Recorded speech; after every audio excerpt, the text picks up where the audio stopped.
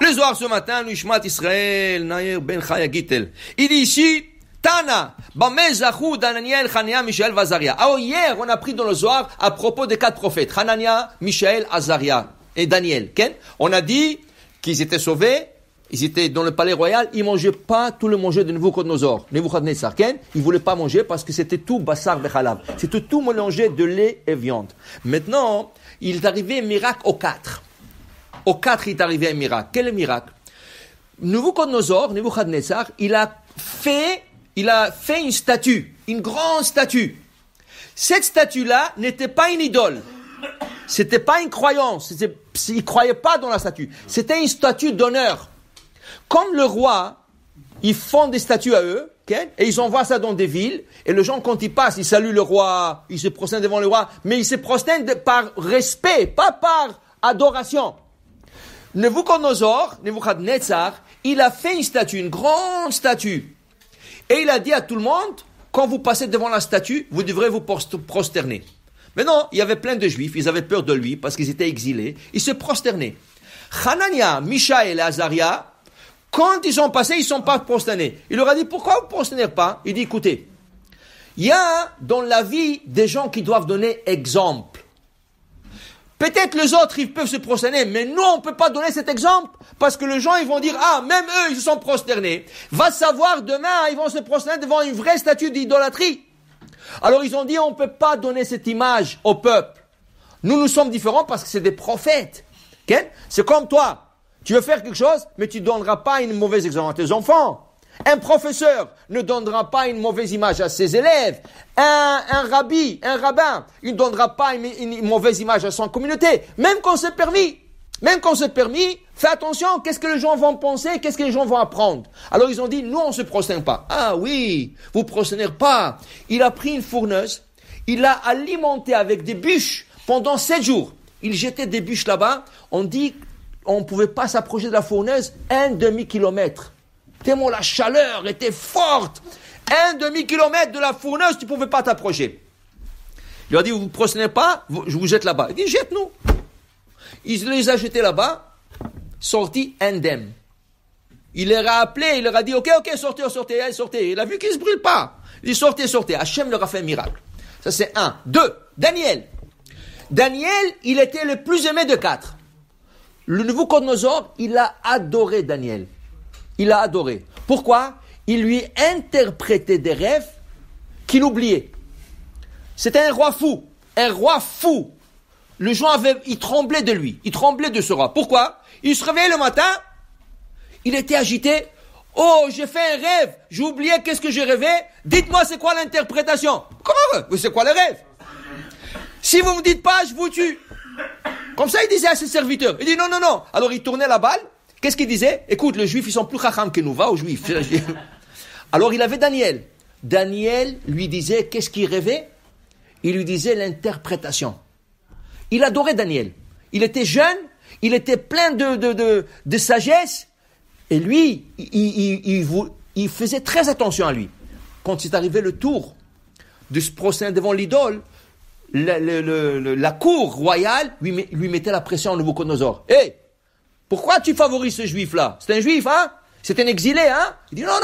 Il pouvait rien faire, tu sais, la pression politique.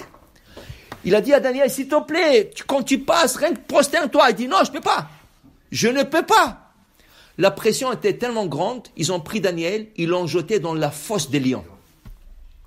Imagine-toi, 10 lions affamés pendant une semaine, ils n'ont rien mangé et bu. On jette Daniel dedans. Donc, Daniel, qu'est-ce qu'il fait? Il rentre dedans. Il a demandé, donnez-moi mon tzitzit, mon talit, et un livre de Gemara, quelque chose comme ça. Il est rentré là-bas, il s'est assis. Tous les lions sont assis autour de lui, en train d'écouter le cours de Torah. Hein? Ils ont fait Hokle Israël, ils ont fait Mishnah, ils ont fait Gemara, et ils écoutent. Après 3 jours, Nebuchadnezzar, il dit, le pauvre, je ne sais pas qu'est-ce qui lui est arrivé, on va aller voir. Il arrive là-bas, il voit tout le monde sont fascinés par le cours, ils sont 3 jours comme ça, pas de manger, ils continuent à pas manger et à écouter le cours de Torah. Il dit, Daniel, tu es vivant? Il dit, oui. Il dit, sors, viens, Daniel, viens. Alors il y avait un des serviteurs, il a dit, mais peut-être qu'ils n'avaient pas faim les lions. Il dit, faim? Il dit, Daniel, viens ici. Ils l'ont pris, ils l'ont jeté dedans, ils l'ont déchiqueté en 2 secondes. Okay? Ils n'avaient pas faim. Pour te dire, ça c'est dit. Dis le Zohar ce matin. Pourquoi ce miracle? Pourquoi ce miracle est arrivé? Parce qu'ils avaient ce qu'on appelle Tselem Elohim. Chaque juif, il a l'image du Dieu sur lui. Ki betselem Elohim bara et Adam. Dieu fait à un juif une image spéciale qui s'appelle Tselem Elohim. C'est pour ça qu'ils toujours disent, ah, ça c'est un juif, ça. Les Allemands, ils reconnaissaient les juifs 4 générations en arrière.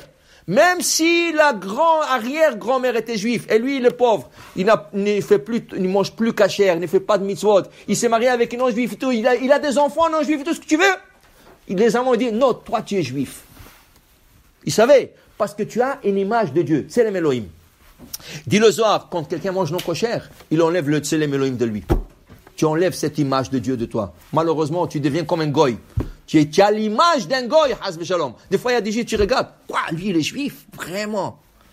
Il y a des juifs que tu vois. Oh, ah, lui, il est juif. Okay?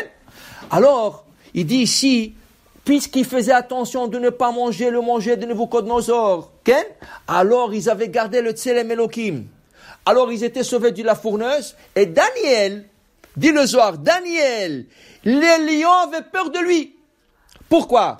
Si tu regardes Bereshit, quand Hachem a créé l'homme et les animaux, qu'est-ce qu'il a dit aux animaux? Ô Adam, ne pas peur des animaux. C'est eux qui doivent avoir peur de toi. Le lion, il aura peur de toi. L'éléphant aura peur de toi. Le tigre aura peur de toi. Tu n'as peur de personne. C'est à partir de Caïn qui a tué son frère. C'est là que les animaux commençaient à attaquer les hommes. Dis le Zohar, sache une chose. Quand quelqu'un est sadique, et il mange kasher, il fait tout ce qu'il faut, il garde cette image de Dieu sur lui, l'animal a peur de lui. L'animal n'approche pas. Mais si un homme ne respecte pas la religion, il dit ici le Zohar, le Tselem Elohim s'enlève, et l'animal, qu'est-ce qu'il le voit? Pas comme un homme, comme un animal qui vient pour l'attaquer. Alors l'animal se sent menacé par l'autre qui est en face d'elle. Alors pourquoi ils attaquent les hommes, les lions, les tigres et tout ça? Parce qu'ils ne voient pas un homme devant eux. Ils voient un animal qui vient à leur attaque. Alors ils font ça par défense et pas par attaque. Tu comprends? Alors il dit Daniel, qui était pur, alors les lions ne le touchaient pas, et il est sorti indemne de la fosse des lions. Pour dire quand c'est important de manger kasher, d'appliquer des mitzvot, pour qu'on garde sur nous cette image d'Hachem sur nous. Baruch Adonai le'olam. Amen ve amen.